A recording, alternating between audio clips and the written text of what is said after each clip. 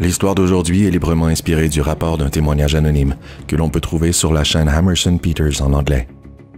En suivant le lien, vous pourrez également voir de vraies images du chalet en question, filmées par le témoin. Approchez du feu, installez-vous confortablement et laissez-moi vous raconter.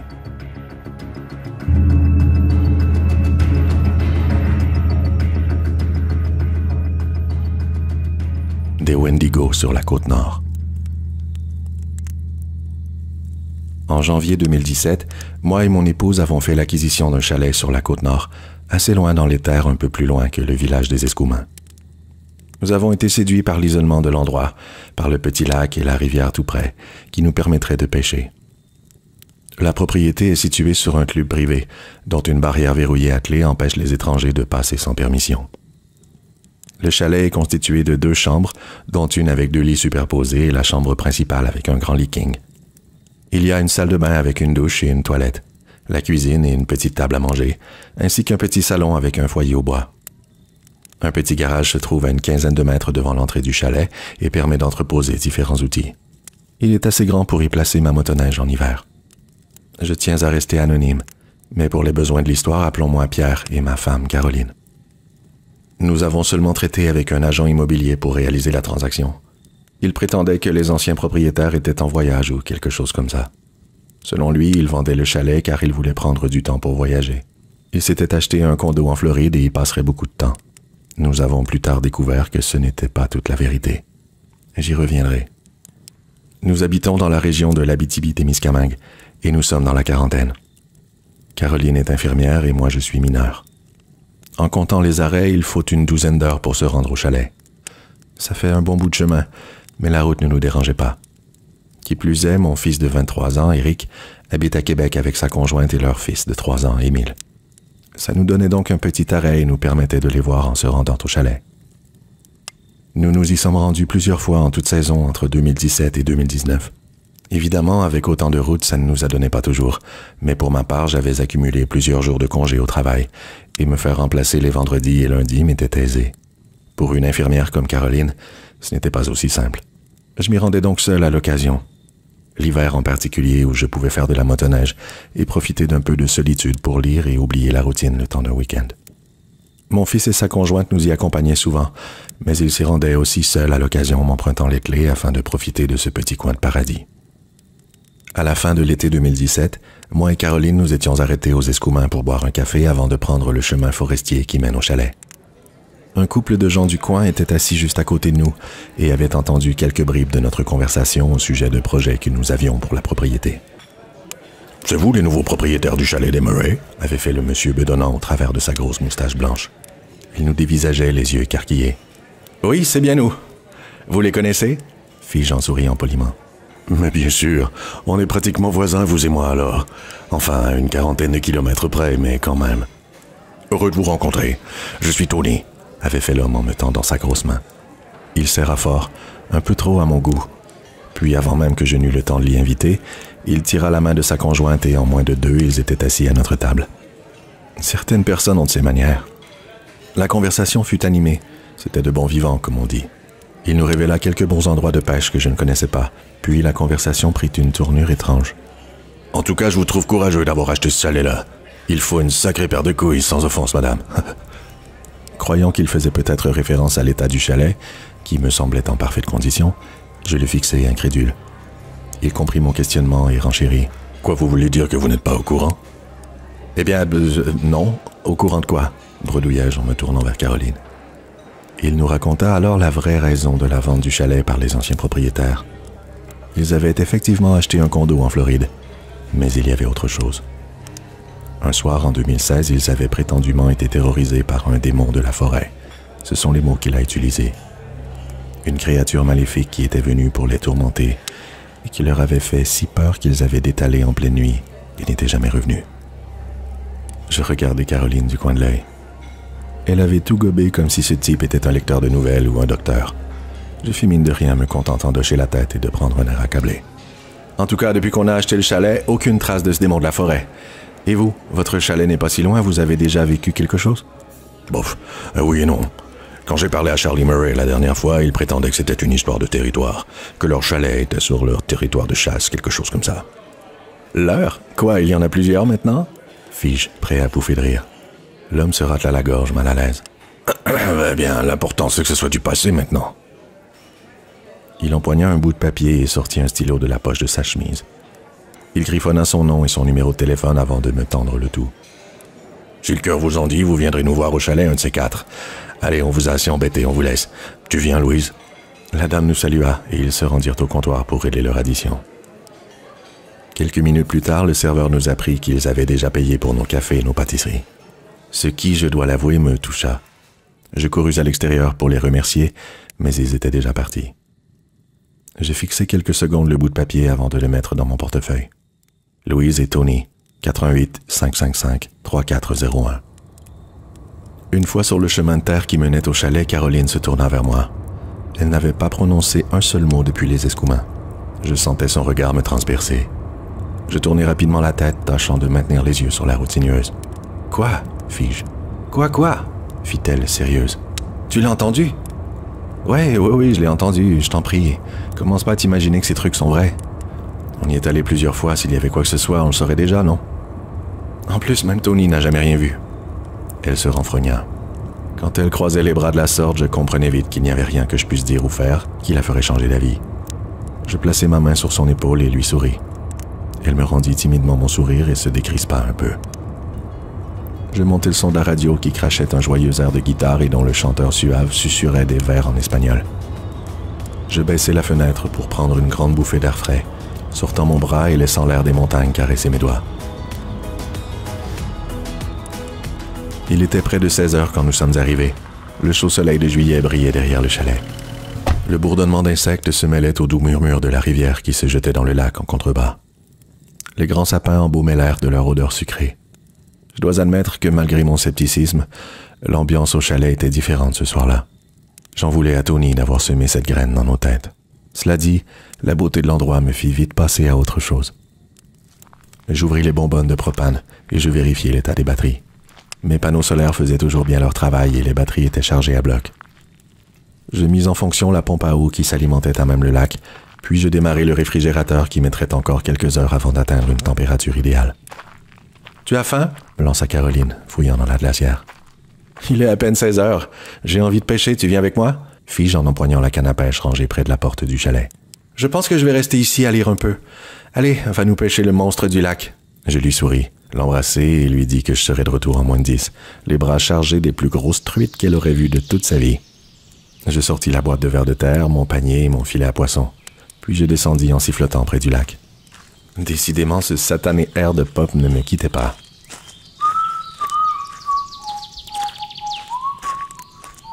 À vrai dire, je ne comprenais absolument rien aux paroles, et je chantais et sifflotais n'importe quoi. La marche ne durait que quelques minutes avant d'arriver au petit quai de fortune qu'avaient construit les Murray. Il devait y avoir moins d'1 mètre d'eau sous le quai, mais rapidement on plongeait dans une fosse qui, en général, ne décevait pas en termes de belle prise. Je jetai un œil à mon téléphone cellulaire. Aucun signal. À l'occasion, surtout quand il faisait nuageux, on pouvait voir apparaître 1 ou 2 barres de 3G qui nous donnaient juste assez de puissance pour envoyer un texto ou pour faire un coup de fil qui risquait d'être interrompu à tout moment. L'eau était sans doute si chaude que les poissons gisaient au fond, sans envie de combattre ou de manger. Je n'eus pas une seule touche et je ne vis aucune truite sauter pour attraper les mouches qui dansaient à la surface de l'eau. Après une trentaine de minutes, je compris que le monstre du lac ne reviendrait pas dans mon panier ce soir. Alors que je ramenais ma ligne, j'entendis au loin Caroline qui sifflotait elle aussi le fameux air de pop latino. Je ne pus m'empêcher de sourire. Je revins vers le chalet, bredouille. « Toi aussi, tu ne peux pas te l'enlever de la tête, » fis-je en l'enlaçant. « Hein ?» fit-elle, les yeux pleins de points d'interrogation. « La chanson, dans l'auto, tout à l'heure. Je t'ai entendu la siffloter quand j'étais sur le quai. »« Quoi, mais je suis assise dans ce fauteuil depuis 45 minutes à lire un livre. » Je jetai un regard vers la table du salon, où était posée une biographie, et les lunettes de lecture de Caroline. Par 3 fois, j'ai entendu siffloter ce refrain dans la forêt, ce week-end-là.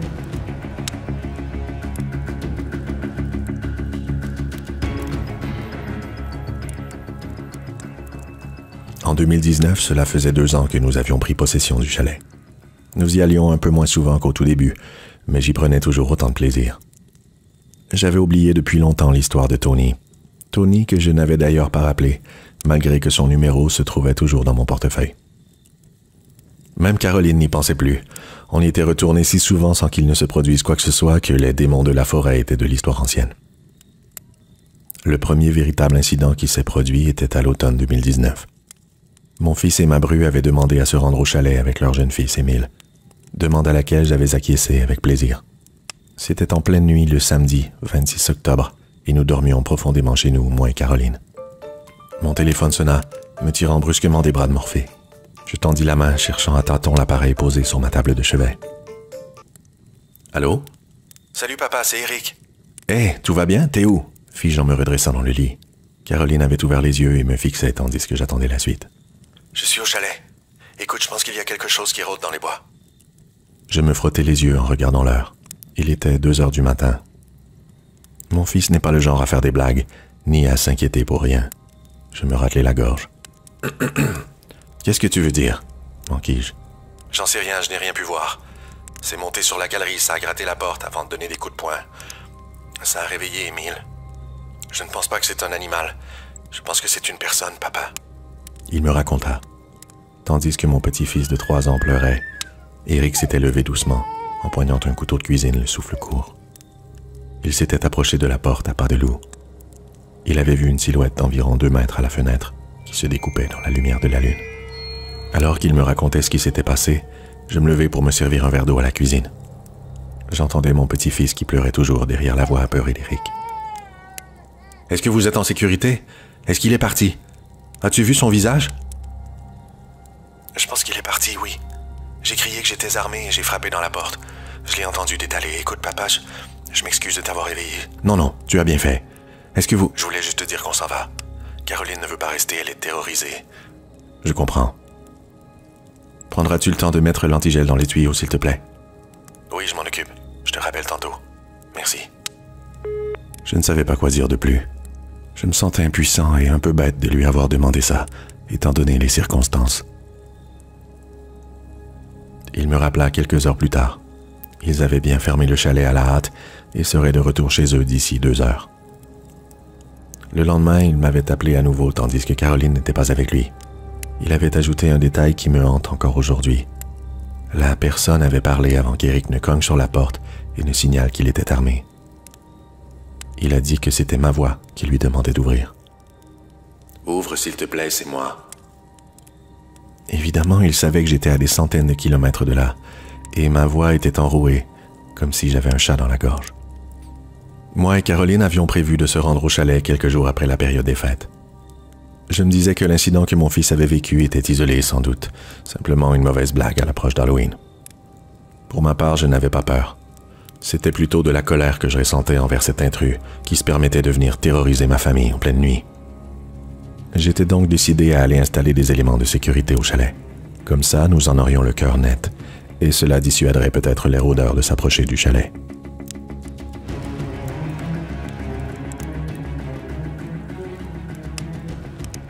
Le 16 janvier, alors que je préparais mes bagages, Caroline me confia qu'elle préférait ne pas m'accompagner.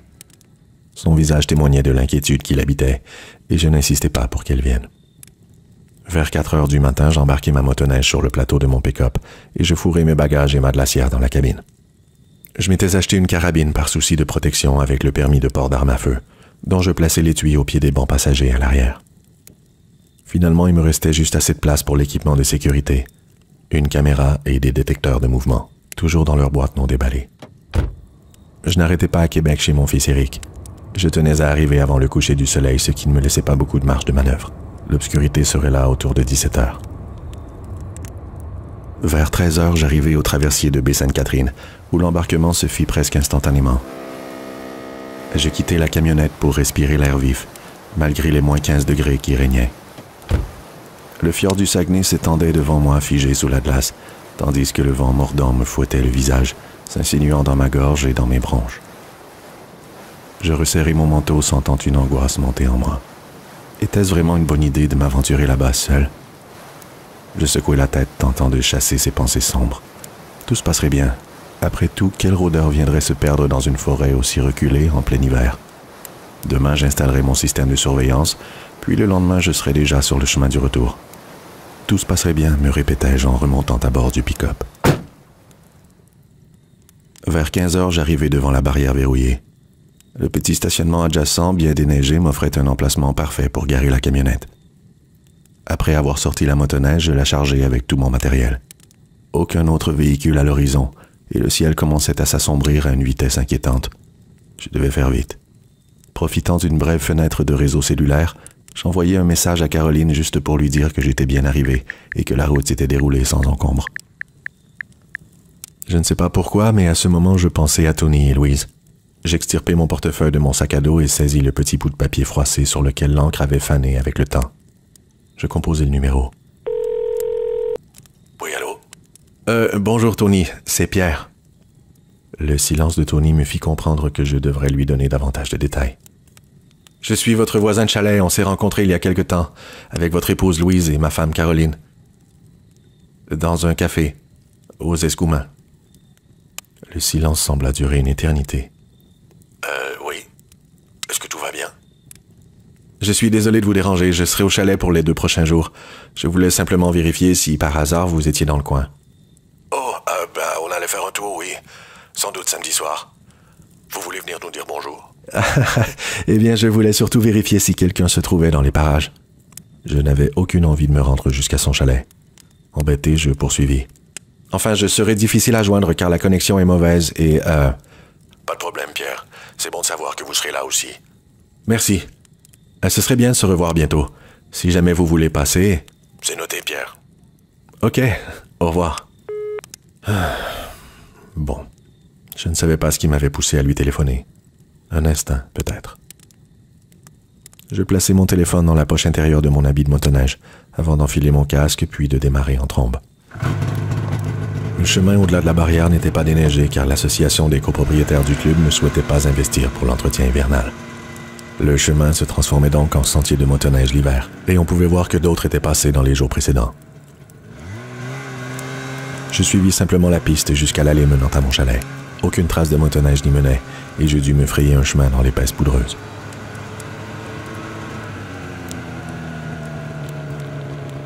J'arrivai sur place autour de 16h45.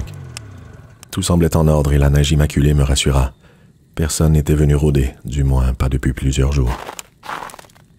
J'exécutai ma routine de démarrage habituelle, ouvrant les bonbonnes de propane, m'assurant de l'état des batteries. Je dus déneiger un peu le panneau solaire, mais je fus heureux de constater que les batteries étaient presque pleines. L'obscurité envahit rapidement le terrain tandis que le feu réchauffait peu à peu le chalet. Je retirai mon manteau et me préparai un souper vite fait, puis je me couchai vers 21h. Le lendemain, j'étais levé vers 8h. J'avais entretenu le feu plusieurs fois pendant la nuit et le chalet était confortable. J'engloutis 2 œufs et du bacon, puis je m'affairai à déballer les équipements de surveillance. En jetant un coup d'œil à la fenêtre, je remarquai qu'il faisait plutôt sombre, et je me souvins qu'une tempête de neige était prévue pour la fin de l'après-midi jusqu'en fin de soirée. Je mis un temps fou à installer la caméra sur le coin du chalet, qui filmerait à la fois la porte d'entrée et la porte du garage, ainsi qu'une partie de l'allée. À cause de la mauvaise connexion cellulaire sur mon terrain, je ne pourrais pas surveiller la caméra depuis chez moi, mais un enregistreur numérique sans fil serait en sécurité dans le chalet et relié à la caméra. Il garderait en mémoire les événements notoires comme les mouvements. Le vendeur m'a assuré que le froid ne serait pas un problème. C'était plutôt mes connaissances limitées en électronique qui m'inquiétaient. Pour les détecteurs de mouvement, j'avais choisi un modèle infrarouge. Ainsi, de la neige ou le mouvement des arbres ne devrait pas les déclencher inutilement. Une lumière s'allumerait lorsqu'il détecterait un mouvement, et j'avais choisi l'option d'alerte sur mon téléphone intelligent quand je serais à proximité. Je plaçai le premier juste avant d'arriver au chalet, son faisceau balayant le chemin de manière transversale. Le second serait placé en haut de l'escalier extérieur. Ce serait pratique d'avoir une lumière automatique quand on arriverait à la noirceur. Un troisième serait placé sur le garage. Avant de me lancer, je dus lire le manuel d'instruction 10 fois pour chacun des dispositifs. Sifflotements et jurons se succédèrent en alternance, au gré de mes échecs et réussites. Mais vers 15 heures, tout était prêt et fonctionnel. La neige débuta à 17 heures, comme prévu. Je cuis des pâtes et réchauffai de la sauce bolognaise que je mangeais en silence, écoutant le bruit de la tempête qui s'intensifiait. Le vent sifflait dans les branches et malgré l'obscurité, je pouvais voir les têtes des grandes épinettes qui tanguaient violemment. À 19h30 précisément, une vive lumière blanche inonda l'allée suivie d'un son très fort et la lumière s'éteint aussitôt. Mon téléphone s'illumina quand une notification apparut sur l'écran. C'était le détecteur placé à l'arrivée du chemin. Je bondis du fauteuil, déposant doucement mon livre sur la table basse. J'éteins la lumière au-dessus de mon coin lecture et j'approchai doucement la fenêtre, relevant le rideau du revers de la main. Je retins mon souffle quand je me penchai vers la vitre pour regarder dehors. Je ne voyais pas plus loin que 2 mètres tant il neigeait et le vent créait de puissants tourbillons qui virevoltaient dans l'allée. Je courus vers la porte d'entrée que j'entr'ouvris doucement pour regarder dehors, insérant ma tête dans l'embrasure. J'attendis quelques instants puis je décidai de m'habiller pour aller voir ce qui avait pu déclencher le détecteur de mouvement. Je n'eus qu'à faire quelques pas pour voir qu'un arbre avait cédé sous le poids de la neige et la force du vent. Il était affalé au beau milieu du chemin et sa cime avait fait tomber le détecteur de mouvement. Ce dernier se trouvait maintenant sous l'épinette. Hors de question que je déplace cet arbre ce soir. Je courus les quelques mètres me séparant de la porte, que je refermai et verrouillai à double tour, mon cœur battant à la chamade. Un peu comme quand on court dans l'escalier du sous-sol pour échapper à des monstres imaginaires, tapis dans la noirceur. Je mis quelques bûches dans le foyer avant de me coucher à 21h.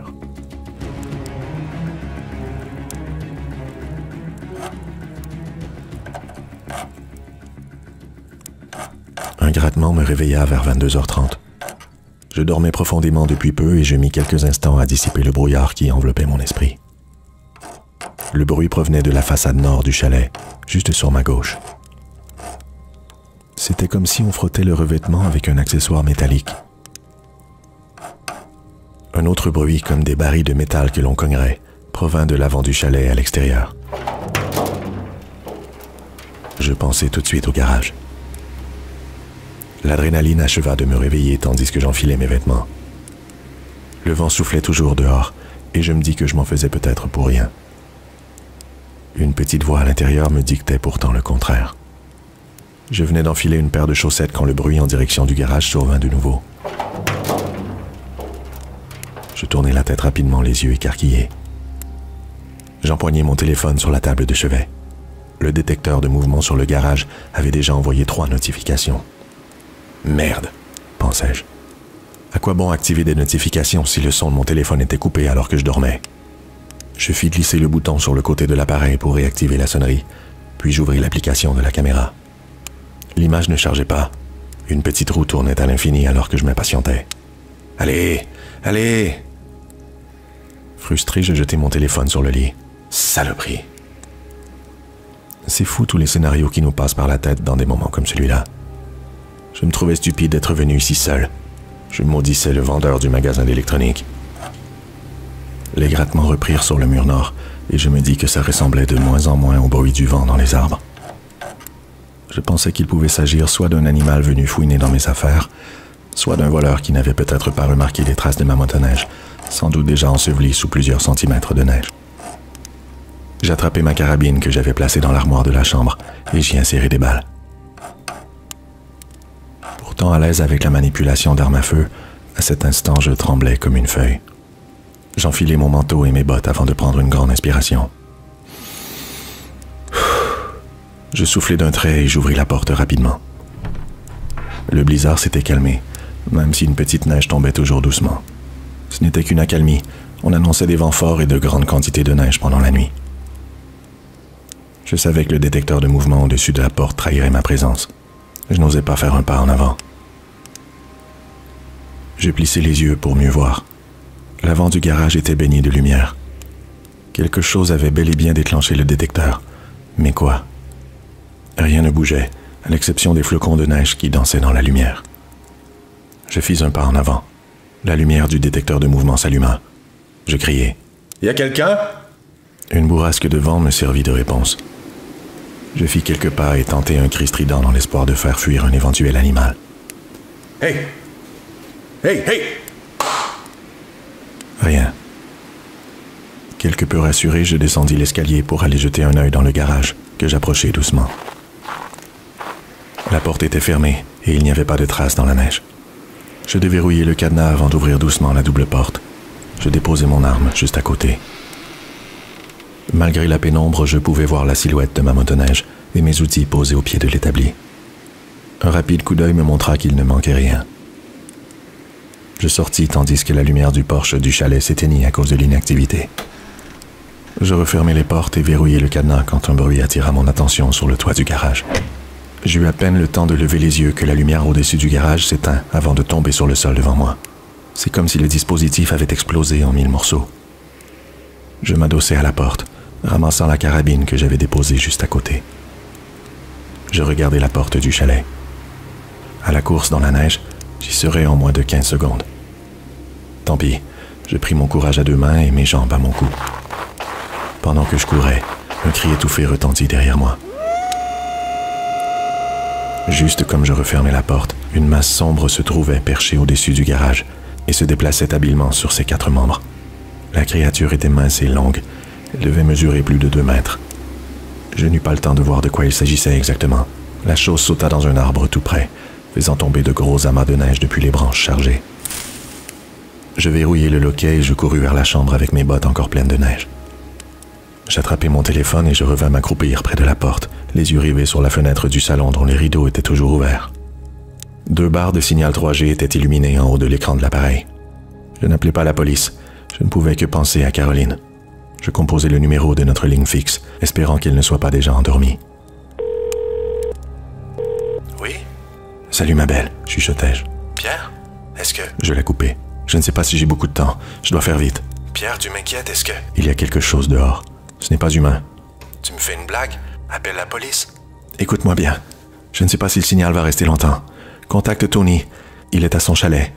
Dis-lui que j'ai besoin d'aide, qu'il vienne armé. 88 555 3401. Je t'aime. S'il arrive quelque chose, dis à Eric que je l'aime aussi. 5, 3, 1. Caroline? Caroline? Je murmurai tous les mots d'église avant de prendre une grande inspiration. Est-ce que Caroline m'avait bien compris? Je posai le téléphone sur le sol à côté de moi. J'entendis le vent hurler et la neige fouetter violemment les fenêtres du chalet. Je restai là pendant de longues minutes, adossé à la porte d'entrée, les mains sur le visage et l'oreille tendue. Je décidai de ramper jusqu'à la fenêtre pour fermer le rideau, mais je n'osais pas regarder dehors. Encore de longues minutes d'attente, le regard perdu dans le vague. Je me levai pour ajouter quelques bûches dans le foyer. Après une trentaine de minutes, la température était redevenue confortable, et je retirai mon manteau ainsi que mes bottes. Au même moment, la lumière du porche s'alluma. Son éclat illumina le sol du salon sous mon regard pétrifié. La lumière vacilla avant de s'éteindre complètement. Plongé dans l'obscurité, je me levai. Une faible lueur orangée émanait du foyer, faisant danser les ombres autour de moi. Alors je l'entendis. « Papa, laisse-moi entrer. Ne me laisse pas dehors, papa. » implorait la voix. Fesse contre terre, je fis volte-face et je reculai vers la chambre. L'ombre de la créature se dessinait au travers de la fenêtre. Puis la chose se plaqua contre le verre de la porte, plaçant ses 2 mains aux doigts allongés et filiformes sur la vitre. Je ne peux trouver les mots pour décrire à quel point j'ai eu peur. Ce n'était pas un masque. Ce n'était pas un animal. Ce n'était pas un voleur. De ses yeux émanait une noirceur abyssale, comme un trou noir qui avale toute la lumière autour de lui, d'une avidité sans borne. La figure s'éclipsa sur la droite en direction de la fenêtre du salon. Je revins vers la porte, toujours en reculant sur les fesses au milieu du chalet. Derrière le rideau, j'entendis à nouveau la voix, plus insistante cette fois, irritée presque. « Papa, laisse-moi entrer. Laisse-moi entrer. » Un coup de poing dans la fenêtre qui résista. Ma carabine gisait toujours près de la porte et je la saisis. Le vent hurlait dehors, produisant des sons inquiétants. Quelques minutes s'écoulèrent avant que ne retentissent de nouveaux coups sur les murs du chalet. J'étais coincé comme un rat. À cet instant, la peur fit place à la colère. Je me levai doucement, tenant mon arme bien en main. Mon heure n'est pas encore venue, pensai-je. Cette chose n'aurait pas ma peau. J'ouvris la porte. « Tu veux entrer? Viens donc pour voir !» Comme je regrettais ces mots. Un rugissement retentit et je retournai à l'intérieur. Immobile dans la pénombre, j'entendis la créature faire le tour de la galerie. Ses griffes acérées s'enfonçaient dans la neige et grattaient le bois gelé. Je voyais son ombre sur les rideaux de la cuisine. Elle passait d'une fenêtre à l'autre avant de disparaître derrière les murs. Je tenais ma carabine si fort que mes doigts crispés viraient au blanc autour de la crosse. Un bruit assourdissant emplit la pièce alors que la fenêtre de ma chambre volait en éclats. Sans attendre, j'ouvris la porte et courus dans la tempête aussi vite que mes jambes pouvaient le supporter. Pendant que je m'éloignais, j'entendis la créature hurler de rage à l'intérieur, projetant un objet sur le mur du chalet. En sortant, j'aperçus une autre créature qui devait mesurer environ 1,5 mètre. Elle sauta depuis le toit du chalet jusque dans un arbre. Bon sang, combien de ces choses rôdaient dans les environs. Apeuré, je courus vers le garage. Heureusement, j'avais placé mon porte-clés dans la poche de mes pantalons de motoneige. Je réalisais d'ailleurs à cet instant précis que je ne portais ni manteau, ni bottes, ni tuque ou gants. Bref, un t-shirt, des chaussettes, des sous-vêtements et mon pantalon de motoneige constituaient ma seule protection contre le blizzard glacial. Mes mains n'arrivaient pas à se calmer, prises de violents tremblements. Une des créatures sauta sur le toit du garage. Je l'entendais approcher. Je visais avec ma carabine, mais il faisait si sombre que je ne voyais rien du tout. J'empoignai le porte-clés et le cadenas que je débarrai en vitesse. J'entrai dans le garage et enfourchai ma motoneige que je démarrai aussitôt. Mon pouce enfonça l'accélérateur sans attendre que le moteur ne soit réchauffé. Je volais presque en sortant du garage, à 2 doigts de perdre le contrôle du véhicule à chaque lame de neige que je défonçais.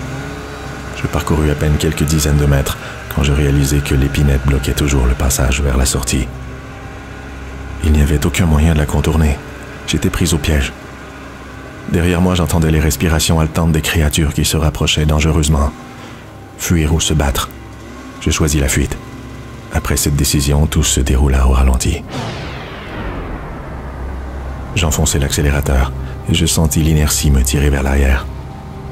Une lame de neige me permit de sauter dans le petit fossé à gauche de l'épinette tombée. Je m'envolai en apesanteur pendant 1 seconde, avant que la motoneige ne plonge dans la poudreuse épaisse emplissant la tranchée. Aucun son, aucune lumière. C'était la fin. Je trouvai la force de me relever. La tempête faisait rage, j'étais transi. J'avançai au travers des branches couvertes de neige qui me fouettaient le visage. Je ne pourrais pas survivre bien longtemps comme ça. L'hypothermie me guettait. Rassemblant mes forces, je fournis un ultime effort. Je ne sentais plus mes pieds, ni mes mains. Puis je m'effondrai tête première dans la neige.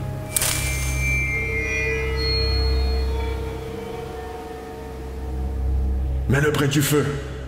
Il est en état de choc. Pierre! Pierre! Un visage rond penché sur moi me fit sursauter. Tony me dévisageait. L'expression sur son visage passa d'inquiète à souriante quand j'ouvris les yeux. « Hé !» fit Tony. « Comment ça va, mon vieux ?» Je repris aussitôt mes esprits, comme si j'étais encore en train de courir dans la neige en tentant de fuir les créatures. Balbutis-je. Il faisait jour. J'étais dans un centre hospitalier. Je n'avais aucune blessure, seulement un choc de stress. « Caroline, on l'a prévenue, elle sait que tu vas bien. » Je replongeai dans les vapes.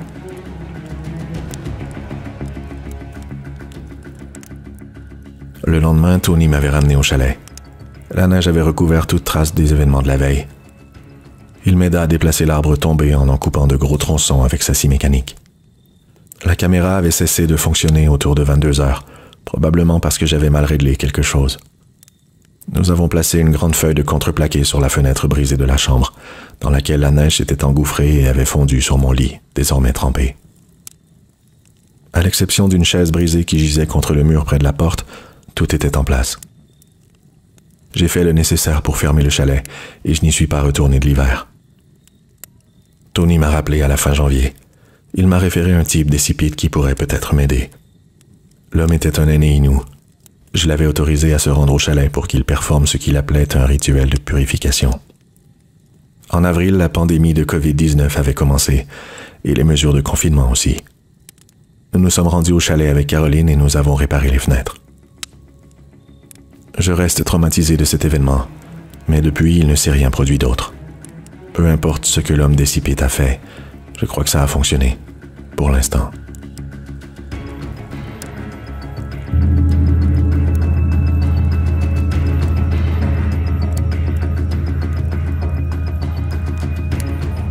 J'espère que vous avez passé un bon moment. À très bientôt pour d'autres histoires près du feu.